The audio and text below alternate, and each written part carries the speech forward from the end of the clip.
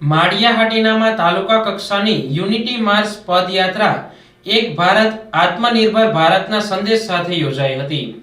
એકતાનો સંદેશ પ્રસરાવી રાષ્ટ્રના ઉત્થાન માટે સમર્પિત થવાના ઉદ્દેશ્ય સાથે આ યુનિટી માર્ચ યોજવામાં આવી હતી. માળિયાહાટીના અમરાપુર ગામે કે મોરી હાઈસ્કૂલના પટાંગણમાં સરદાર વલ્લભભાઈ પટેલની 150મી જન્મ જયંતિ અનુસંધાને યુનિટી માર્ચ પદયાત્રા યોજાઈ હતી.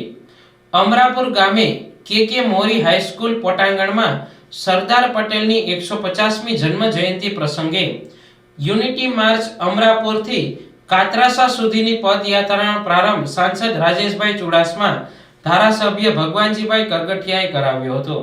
કાર્યક્રમમાં તાલુકા પંચાયત પ્રમુખ દિલીપ સિસોદિયા, જિલ્લા પંચાયત સદસ્ય તેમજ આ વિસ્તારના તમામ સરપંચો, તાલુકા પંચાયતના સદસ્યો, પોલીસ સ્ટાફ તેમજ વન વિભાગનો સ્ટાફ ઉપસ્થિત રહ્યો હતો.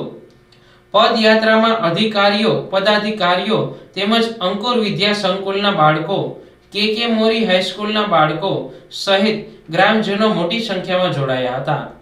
આ પ્રસંગે ઉપસ્થિત મહેમાનોનું બાળાઓ દ્વારા કુમકુમ તિલક કરી સ્વાગત કરવામાં આવ્યું હતું. ત્યારબાદ ઉપસ્થિત મહેમાનો દ્વારા દીપ પ્રાગટ્ય કરી કાર્યક્રમ શરૂ કરાયો હતો. કાર્યક્રમમાં સાંસદ રાજેશભાઈ ચુડાસમા દ્વારા સરદાર પટેલના જીવન કવનને વાગોળી ઉપસ્થિત લોકોને માહિતગાર કર્યા હતા. સૌએ ઉત્સાહભેર ભારત માતાની જય બોલાવી કાર્યક્રમને વધાવ્યો હતો. આ પદયાત્રાની શરૂઆત માળિયાહાટીના તાલુકાના અમરાપુર ગીરથી થઈ હતી અને લાડોડી ગીરમાં આ પદયાત્રા પૂર્ણ કરવામાં આવી હતી. કાર્યક્રમનું સંચાલન કે મોરી હાઈસ્કૂલના આચાર્ય તેમજ સ્ટાફ દ્વારા કરવામાં આવ્યું હતું અને ઉપસ્થિત મહેમાનો દ્વારા વૃક્ષારોપણ પણ કરવામાં આવ્યું હતું.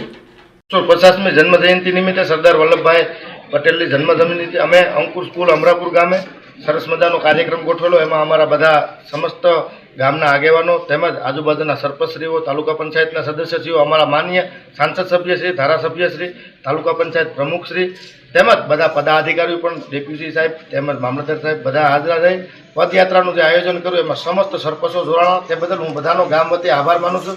સરસ મજાની સુંદર અમારી આ જે પદયાત્રા છે તેમાં જનમેદની પણ ઘણી બધી ઉમટી. એ બદલ હું સૌનો મારા ગામ વતી આભાર માનું છું. જય હિન્દ, જય ભારત.